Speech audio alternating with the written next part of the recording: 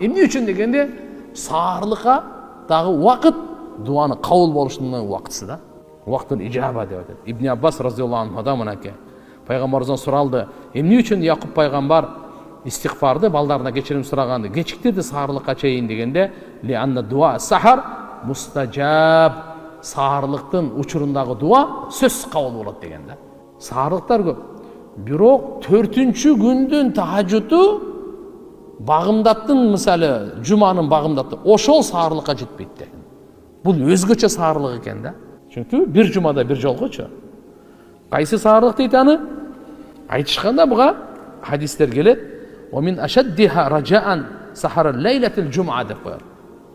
Жуманын түнү деп. Исламда биринчи түн келет, андан кийин күн келет, күндүз келет. Акылбы? Ошондой эле мисалы лайтыл жуман дегени жуманын түнү, демек биздин азыркы мына сөзүм айтканда пейшембинин түнү да. Бүгүн пейшемби болсо, пейшемби күнү, всё, 4-чү күн, бүгүнкү түн жуманын түнү деп аталат.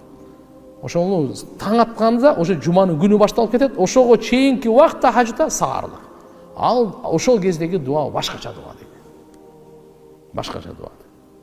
Ибн Жарирде Ибн Аббас разияллаху анхудан айтылган, Якуб алейхиссалам ошо айтканы, мен силерге балдарым Робумдан кечирим сурайм жакын арада дегени, хатта таатия лейлатал жум'a, жуманын түнүнө кечиктирген дейт. Ошо истигфарды. Якуб пайгамбар. Жуманын түнүндө саарлыкта мен силерге истигфар кылып Алла Тааламдан кечиремин деп, кечирим сураймын деген сөз экен.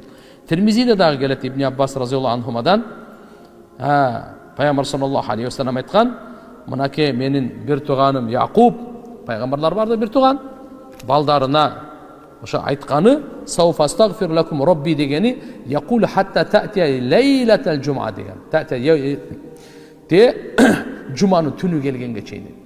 Лейлатул жум'a.